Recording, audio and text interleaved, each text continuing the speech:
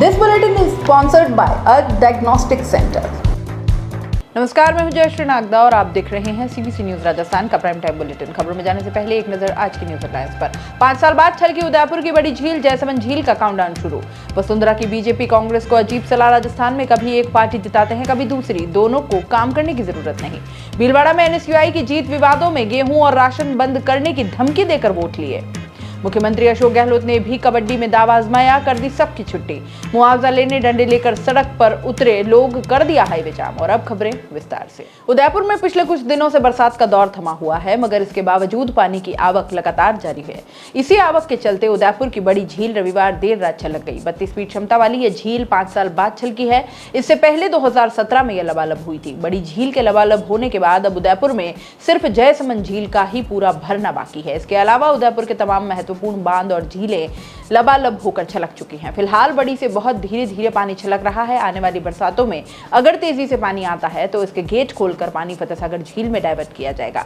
बरसात नहीं होने के बावजूद भी जयसमंद झील में लगातार पानी की आवक हो रही है। इसका जलस्तर सोमवार सुबह बढ़कर 7.28 मीटर पर पहुंच गया। 8.38 मीटर क्षमता वाली जयसमंद अब सिर्फ 1.10 मीटर खाली है। माना यह जा रहा है कि उदयपुर में अगले दौर की बरसात में जयसमंद झील लबालब हो जाएगी। आमतौर पर जयसमंद सितंबर के अंत या अक्टूबर के महीने में पूरी तरह से भरती है। मौसम विभाग की अगर माने तो 30 अगस्त से उदयपुर के मौसम में फिर से बदलाव देखने को मिल सकता है।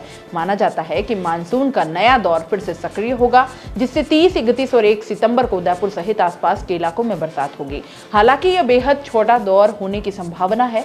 मौसम विशेषज्ञों का यह कहना है कि उदयपुर में मानसून के अभी 2 दौर और आ सकते हैं। प्रतिष्ठित विद्यालय समूह जिसकी ब्रांचेस पूरे भारतवर्ष में फैली है, उसे जरूरत है जयपुर, अजमेर, जोधपुर, कोटा, उदयपुर, चित्तौड़गढ़, भीलवाड़ा, बांसवाड़ा, राजसमंद, बीकानेर, भरतपुर, श्रीगंगानगर, हनुमानगढ़, सीकर, ब्यावर में एक ऐसी जगह की जहां विद्यालय की स्थापना की जा सके। जमीन जो कम से कम 80,000 स्क्वायर फीट हो और 40,000 स्क्वायर फीट जमीन पर भवन बना हुआ हो, या चाहे तो सीबीएसई के नियमानुसार निर्माण करवा कर भी दे सकते हैं। अगर आपके पास ऐसी जगह उपलब्ध है या आप जानते हैं तो जल्दी कीजिए और डिटेल्स और पिक्चर अभी दिए गए नंबर पर भेज दीजिए। आपका एक प्रयास शिक्षा की अलग जगाने में मदद कर सकता है। संपर्क करें। बीजेपी की राष्ट्रीय उपाध्यक्ष और पूर्व सीएम वसुंधरा राजे ने राजस्थान की जनता से शिकायत कर डाली है। एक बार एक को और दूसरी बार किसी और को जिताओगे तो काम करने की जरूरत नहीं है, कोई काम क्यों करेगा। उन्होंने ऐसा राजस्थान की राजनीति में चलती आ रही परिपाटी को लेकर कहा है। दरअसल राजस्थान में हमेशा ये परंपरा रही है कि 5 साल भाजपा और अगले 5 साल कांग्रेस सरकार रहती है। अब ये सिलसिला लगातार चलता रहता है और इसी को लेकर राजे ने कहा कि राजस्थान में हमारी पिछली बीजेपी सरकार ने जनहित में कई अच्छे काम किए। जो पार्टी अच्छा काम करे उसे दोबारा मौका मिलना चाहिए, लेकिन ऐसा नहीं हुआ। वह रविवार को जयपुर में अखिल भारतीय हरियाणा गौड़ ब्राह्मण महासभा प्रतिभावान छात्र छात्रा सम्मान समारोह में बोल रही थी। राजे ने कहा कि हमें दोबारा मौका मिलता तो अधूरे काम पूरे होते और प्रदेश विकास की दृष्टि से बहुत आगे होता। आज पिछड़ रहा है। जिन लोगों ने प्रदेश को विकास में पीछे धकेला, उन्हें अब मौका न दे। जब वो चुनाव में आपके बीच आएंगे तो उन्हें सबक सिखाने की जरूरत है। राजे ने कहा कि मैं कभी कभी देखती हूँ कि जो आदत लोगों ने डाली है, कभी एक पार्टी को जिताते हैं, कभी दूसरी पार्टी को जिताते हैं। सबको मालूम हो गया है कि आज ये पार्टी जीतेगी, अगली बार वो पार्टी जीतेगी, तो क्या हो गया। इसको भी काम करने की जरूरत नहीं है, उसको भी काम करने की जरूरत नहीं, तो नुकसान किसका है। इसलिए जरूरी है जो अच्छा काम करता है उसको प्रोत्साहित करें और जो गलत काम करता है उसको हटाएं। ये जरूरी है कि हम लोग प्रगति करें और अच्छे काम करें। आजादी के 75 साल बाद आज भी पानी, बिजली, सड़क नहीं है, वो ही राग अलाप रहे हैं। हमारे बच्चों का आगे जाकर क्या होगा, कैसे नौकरियां मिलेंगी, कैसे पढ़ेंगे, कैसे आगे बढ़ेंगे। इसलिए इन सब चीजों को हमें अब रोकने की जरूरत है। याद रखने की जरूरत है कि जो पार्टियां काम करती हैं उनका साथ देना बहुत जरूरी है, ताकि जो काम अधूरा रह गया है वो आगे बढ़े। भीलवाड़ा जिले के रायपुर के सरकारी कॉलेज में छात्र संघ चुनाव में एनएसयूआई की जीत विवादों में आ गई है। चुनाव में वोटर को गेहूं और राशन बंद करने की धमकी देकर वोट डलवाने के आरोप लगाए जा रहे हैं। साथ ही इसका एक वीडियो भी सामने आया है जिसमें एक कार्यकर्ता चुनाव के जीत की प्रतिक्रिया में गेहूं और राशन बंद करने की धमकी तक देने की बात कह रहा है। सबसे बड़ी बात यह है कि इस वीडियो में रायपुर विधायक गायत्री देवी के बेटे मोनू त्रिवेदी भी नजर आ रहे हैं और इस वीडियो के सामने आने के बाद एबीवीपी के कार्यकर्ताओं की ओर से विरोध भी जताया जा रहा है। दरअसल शनिवार को छात्र संघ चुनाव के आए परिणामों में रायपुर कॉलेज में पूरा पैनल एनएसयूआई का जीता था। इसमें अध्यक्ष पद पर चेतना दमामी, उपाध्यक्ष पद पर विक्रम कालबेलिया, महासचिव पद पर चेतना लोहार और संयुक्त सचिव पद पर केसर खटीक ने जीत हासिल की। परिणाम आने के बाद सभी प्रत्याशियों ने कस्बे में विजय जुलूस निकाला। इसके बाद रायपुर विधायक गायत्री देवी त्रिवेदी के घर के सामने पार्क में सभी कार्यकर्ताओं की बैठक हुई, जिसमें चुनाव में उन्होंने क्या किया इस पर चर्चा हुई। इस बैठक में विधायक पुत्र मोनू त्रिवेदी भी मौजूद थे, जहां एक कार्यकर्ता जिसका नाम पुष्कर सालवी बताया जा रहा है, उसके द्वारा वोट नहीं देने पर गेहूं और राशन बंद करने की बात कही जा रही है। हालांकि कार्यकर्ता की बात कहने के बाद मोनू त्रिवेदी उसे टोकते भी नजर आ रहे हैं। इस वीडियो के सामने आने के बाद एबीवीपी के कार्यकर्ताओं की ओर से विरोध जताया जा रहा है। साथ ही छात्र संघ चुनाव में एनएसयूआई की जीत को इसी तरह से वोटर को धमकाकर हासिल करने का आरोप लगाया जा रहा है। मोनू त्रिवेदी, रायपुर विधायक गायत्री देवी के पुत्र, ने कहा कि चुनाव के बाद पार्क में हुई बैठक में मैं भी मौजूद था। कार्यकर्ता ने गेहूं और राशन बंद करने की बात कही थी, मैंने उसे तुरंत टोक भी दिया था। इस छात्र संघ चुनाव को कार्यकर्ता के इस कमेंट का कोई वास्ता नहीं था, वह बस अपने विचार व्यक्त कर रहा था। राजस्थान में ग्रामीण ओलंपिक के महामुकाबले की शुरुआत करते हुए मुख्यमंत्री अशोक गहलोत ने भी कबड्डी में दांव आजमाया। जोधपुर के पालगांव में हुए उद्घाटन के बाद कबड्डी का मुकाबला शुरू हुआ तो गहलोत खिलाड़ियों के बीच पहुंच गए। गहलोत को मैदान पर देखकर कांग्रेस नेताओं और अन्य लोगों ने उन्हें कबड्डी खेलने के लिए बुलाया तो वे मना नहीं कर पाए। सामने वाले पाले में जोधपुर के कुछ कांग्रेस नेता खड़े हो गए और गहलोत रेडर बन गए। गहलोत ने रेड की और फिर ठहाकों के साथ अगले कार्यक्रम के लिए निकल गए। इससे पहले राजस्थान में आज से ग्रामीण ओलंपिक का आगाज हुआ। इस ओलंपिक में 11,000 से ज्यादा ग्राम पंचायतों के 44,000 से ज्यादा गांवों में 5 अक्टूबर तक गेम्स होंगे। जोधपुर के गांव पाल से ग्रामीण ओलंपिक की शुरुआत करते हुए मुख्यमंत्री अशोक गहलोत ने कहा कि अब शहरों में ऐसे गेम्स आयोजित किए जाएंगे। जनवरी 2023 में इसकी शुरुआत होगी। सीएम ने कहा कि मेजर ध्यानचंद वास्तव में खेलों के जादूगर रहे।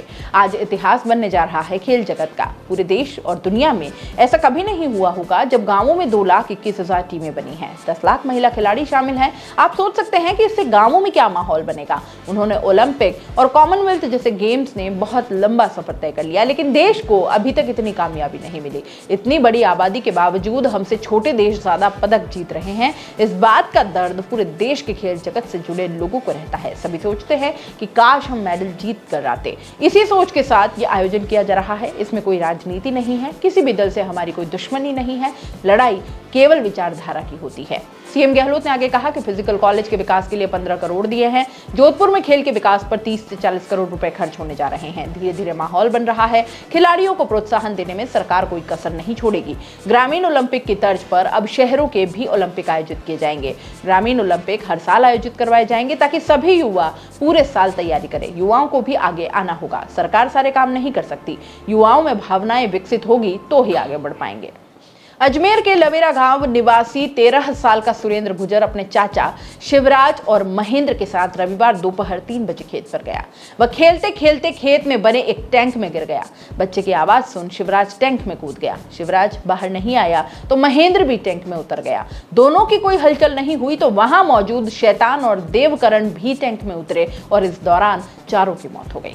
मासूम सुरेंद्र के साथ उसके बचाने के लिए उतरे शेरू और रतन लाल का अजमेर के जवाहरलाल नेहरू अस्पताल में इलाज चल रहा है। अब ये 13 साल के लड़के को बचाने के लिए टैंक में कूदे 4 युवकों की मौत का जो मामला है वो गर्मा गया है। समाज और परिवार का आरोप है कि पास में ही गैस प्लांट है जिसकी वजह से इन युवकों की मौत हुई है। मुआवजे की मांग को लेकर रविवार शाम से ही धरना प्रदर्शन का दौर जारी है। शव को भी नहीं उठाया गया है।